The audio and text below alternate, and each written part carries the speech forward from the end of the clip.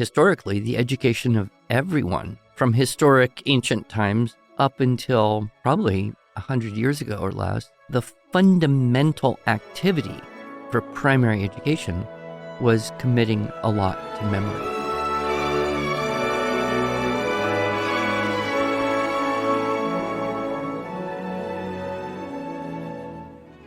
Hello, and welcome to the Arts of Language podcast with Andrew Pudewa, founder of the Institute for Excellence in Writing, or as many like to say, IEW.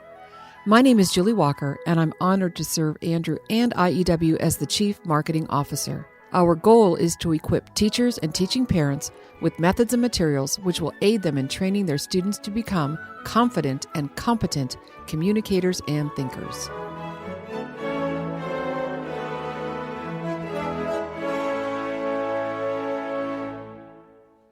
Well, Andrew, this is April, and I know that means a lot of different things to different people. Generally warm and green, and we're happier because there's more sunshine. It's true. It's also your birthday month. So happy birthday, Andrew Pudewa. Oh, gosh, I tend to forget that. Yes.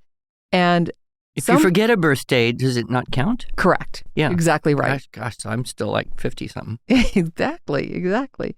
It's also, someone decided, I don't know who, decided that April is a good month for poetry. Ah, yes. And we find many things to talk about here for poetry. But I thought it would be fun for our listeners to hear the story of how this linguistic development through poetry memorization course came to be. I have a box sitting on my table. Everybody's looking at it that's in this room. So, Andrew, I know this is a little different than your first iteration, but how did you even come up with this idea of the value of memorizing poetry resulting in now this course?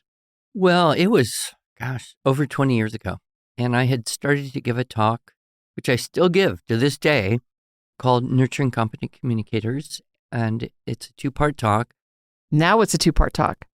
I remember when it was just a 1-part talk.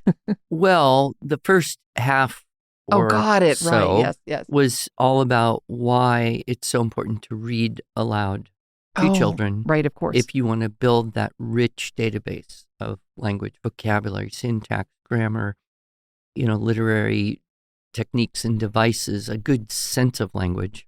And after I did that a couple times, I realized that another huge part of, historically, the education of everyone from from historic ancient times up until probably 100 years ago or less, the fundamental activity for primary education was committing a lot to memory.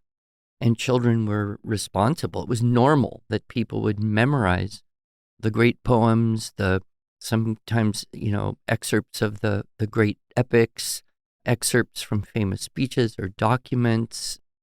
In the 1800s, pretty much every school child would have memorized a lot of stuff, whether it was scripture, poetry, or things like Patrick Henry's, last 2 paragraphs of his Give Me Liberty or Give Me Death speech. Mm-hmm. I think almost every middle school student in the country in the late 1800s would have memorized the Gettysburg Address. Sure. And that culture of memorizing, committing to memory, had just died out in the modern period. Much of it perhaps under the influence of John Dewey and his attitude about memory and rote learning as being at best a waste of time and at worst a stifling of creativity, and that education had to be all about discovery and experience and self-expression. And there's truth to that, but unfortunately it was the typical baby with the bathwater, and schools of education started to downplay or even criticize this discipline of committing language to memory. So I became aware of this, and I put it in that talk, and I have some experiences that I had both in Japan, trying to learn Japanese, as well as with some young children they were in my preschool program I was running, but way before I started IEW, of how I've seen memorized language, vocabulary and sentence patterns and things just come out in their oral and written expression. So I added that part in, and I started to tell people this is how you would do poetry memorization the right way. And my background with Suzuki Method, of course, was a Suzuki Method style. Like if you take the time to memorize a piece of music, why would you stop playing it and then 6 months later have forgotten it? It's a loss. It's a waste. And so I gave people all sorts of suggestions about how to do poetry memorization in the most effective way, both for simple brain growth, because memorization is de facto good in terms of what it does for making connections between neurons, development of the language part of the brain, and then the practical applications of using language. And I started to think, it's like anything you tell people. Here, this is a great idea, go do it. But then they need a plan. They need a program of some sort, else they start out and fizzle out. And of course, we see this in anything that us human beings undertake. It's very easy to start with a bang and then lose the momentum and it falls off and you don't get the long-term benefits. So I just decided, why not do it? And I started collecting up poems that I had grown up with, poems that were in the poetry books that I had loved. And I tried to choose poems that were going to be kind of gradually increasing in length and sophistication and maybe subtlety of nuance and meaning. So I put together, the first iteration was 4 levels of 20 poems, and I recorded them all, and I edited all the record. I did the whole thing myself. Yes. And I remember very clearly the weeks that I spent on that. And then we started selling it. And a few years later was meeting people who said, oh, my kids memorized all these poems. And then once YouTube started to become a thing, people would send me links of their children reciting poetry, you know, and making a video and sending it to grandparents or posting it. And I started to realize this is having a tremendously good impact. Yes. And today I'll meet kids in their 20s who remember growing up and they'll recite, you know, some poem. Usually it's Ooey Gooey because that's number one and everybody gets it. So, well, and you know, speaking of those YouTube links, we'll put a couple links in the show notes. But oftentimes when a family is starting this, they're doing it with maybe their 4th grader or 5th grader, but the younger sibling who may only be 5 is doing it right along with them. And that's what's just so adorable. You know, people have asked me, well, what age or what grade should you start this? And it's kind of like, well, what age or what grade should you start talking? Or when should you start playing a musical instrument? Or when should you start learning to draw? You know, it's entirely variable. But with this, I think we have found that younger children can do very well, even before you would expect them to be able to memorize a multi-stanza poem. And of course, you don't have to understand the thing entirely. I mean, there's poems that I still love today, and I have to say, I don't understand them perfectly. You know, you might throw in some Shakespeare in that. I don't necessarily understand it all, but that doesn't mean it isn't good and worth doing. And then what I have come to notice is that when children do, you can read a poem, talk about it, but when you memorize it, you commit it to memory. You learn by heart. Yes. And that changes the nature of the poem. Instead of being over there or something you can appreciate, now it's inside you, something you can really love. And we'll put a link in the show notes of a talk that you give, By Heart, the Goodness of Memory. Yeah, one of my favorites. Yeah, it's a good talk. I'm thinking about our theme for the year, How to Think. How does this contribute to the discipline of learning to think? Well, probably at the simplest level, it expands your vocabulary. When you have more words, you can actually think more thoughts, or you can think more nuanced or refined thoughts. And we see vocabulary really is at the core of so much. And yeah, you can go get a vocabulary program and have kids do workbooks, but that's kind of way over there. That's, in one side, out the other of the brain. Whereas when you can recite a poem and use a word confidently that you previously didn't necessarily know or have confidence using, it really expands your capacity to express more accurately the thoughts you're trying to think. So that would be the first level. Yep. The second level would be grammar. And we know that the good and great authors are able to put words into pattern, phrases, clauses, sentences, multi-sentence sequences that do more in terms of building an image or a more well-developed idea than if you were to use simpler words with simpler sentences. So the complexity of sentence construction is also connected with the complexity of thought. So part of it is, let's learn ways that great poets have put words together. And sometimes it's a little different than what we're used to because we don't talk that way. Right. And yet it expands our capacity to do that when we do speak or write. So that would be the second level.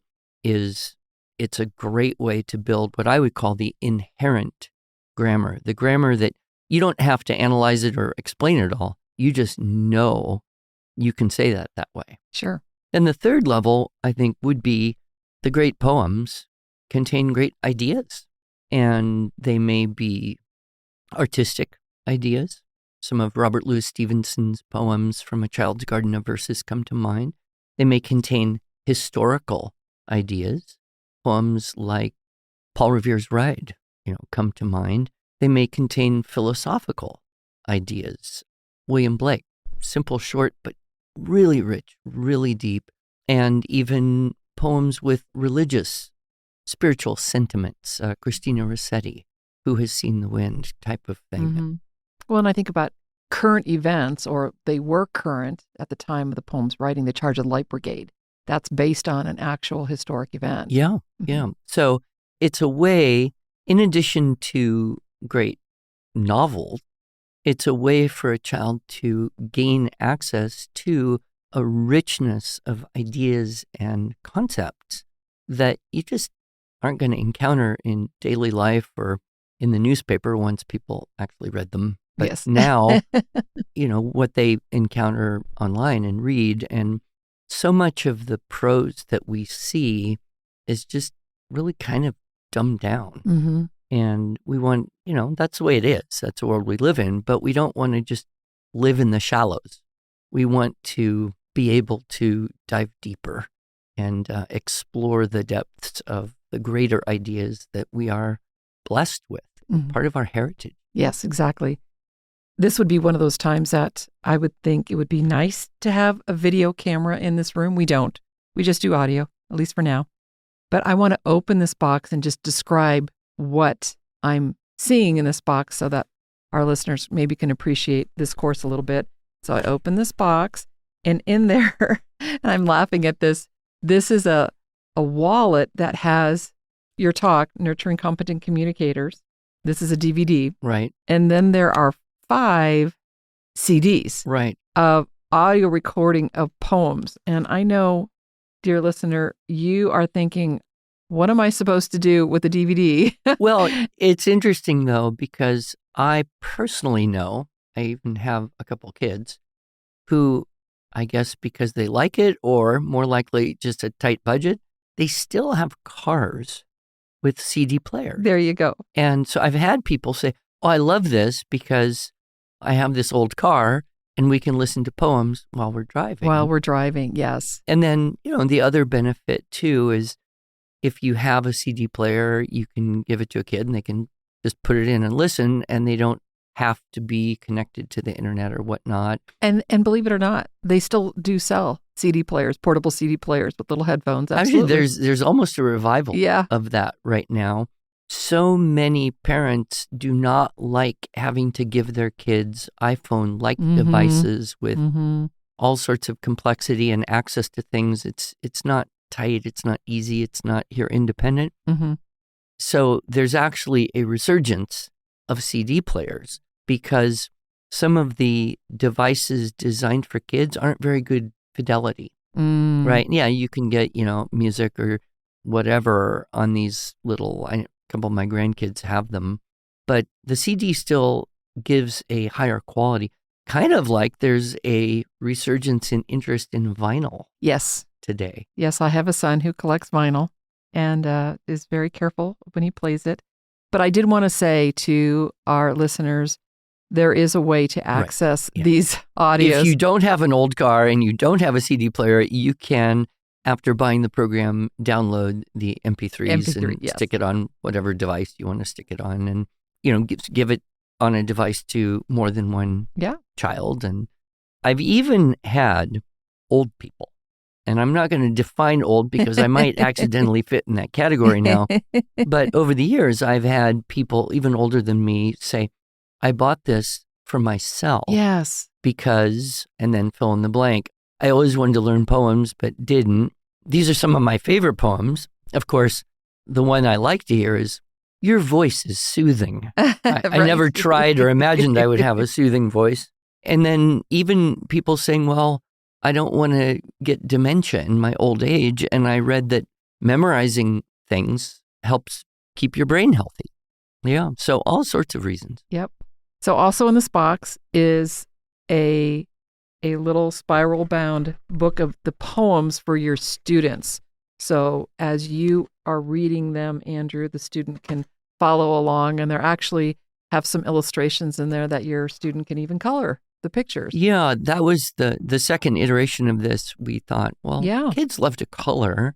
Why not give them something to keep their eyes and hands busy while they're listening? Or, poem is supposed to create images and imagination. Mm-hmm. And simple line drawings that aren't too detailed, that won't supplant the imagination of the child, can propel the child into a better concept, a better image, a better imagination and delight in the poem, much like illustrations in a children's book will help them kind of enjoy and keep on track there. Right.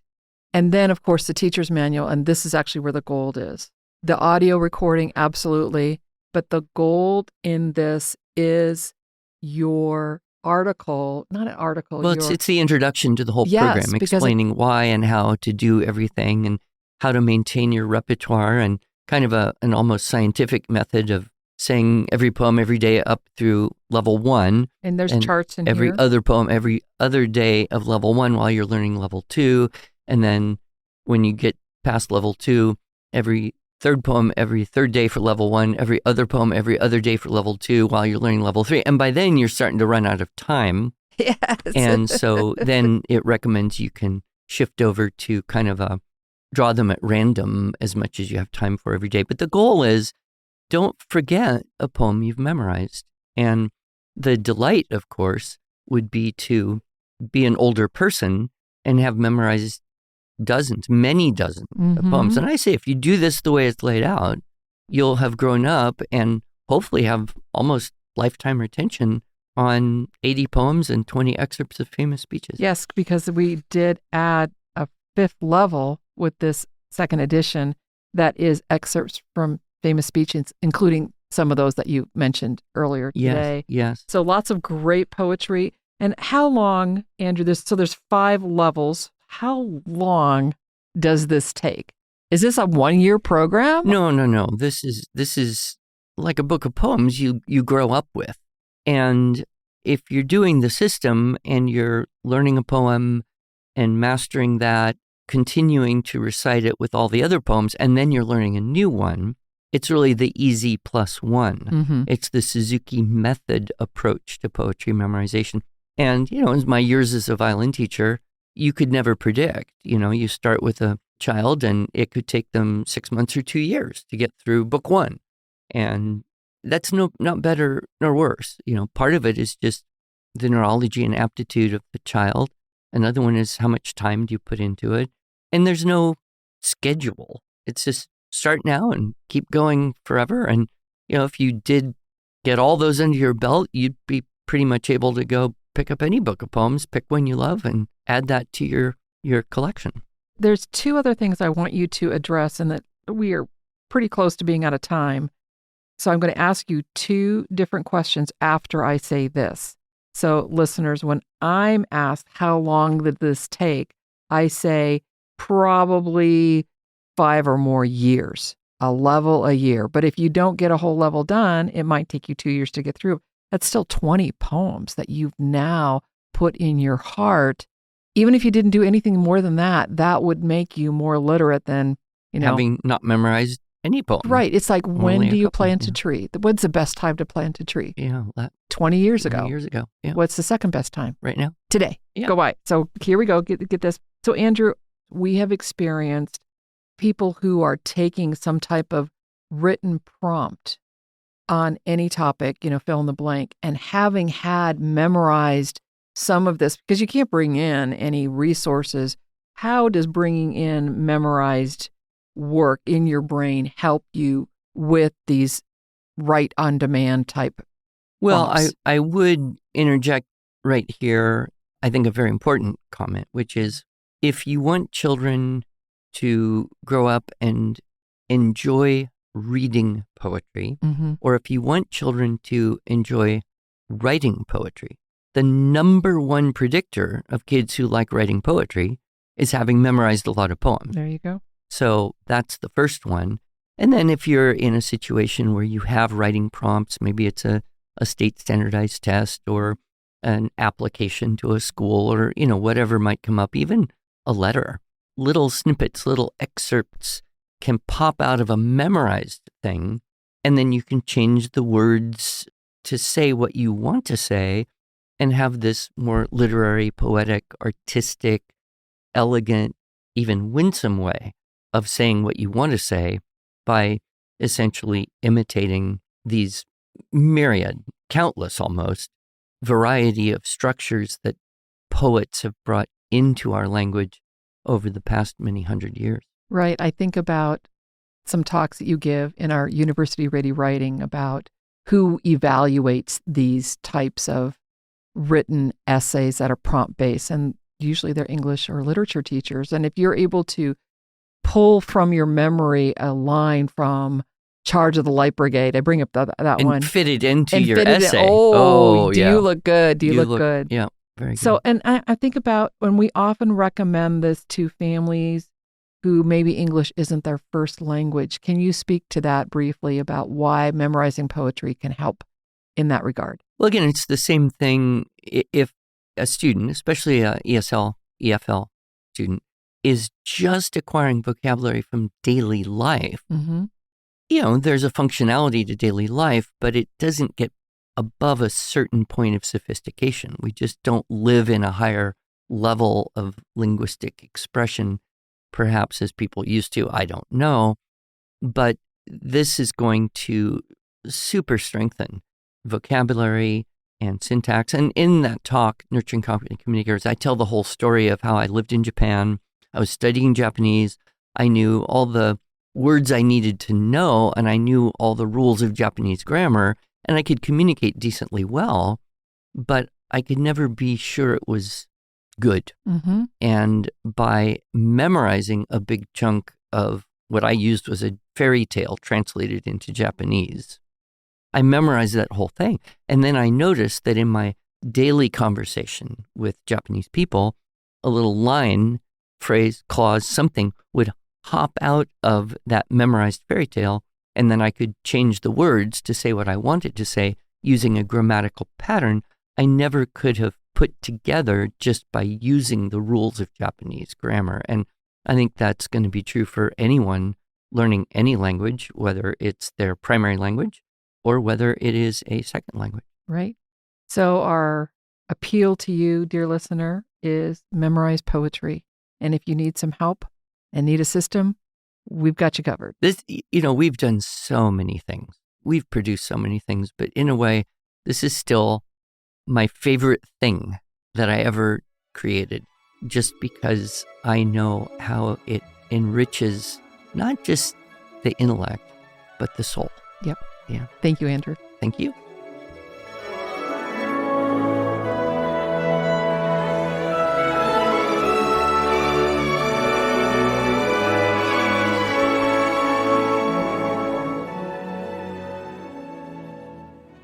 Thanks so much for joining us. If you enjoyed this episode and want to hear more, please subscribe to our podcast in iTunes, Stitcher, or Spotify, or just visit us each week at iew.com/podcasts. Here you can also find show notes and relevant links from today's broadcast. One last thing, would you mind going to iTunes to rate and review our podcast? This really helps other smart, caring listeners like you find us. Thanks so much.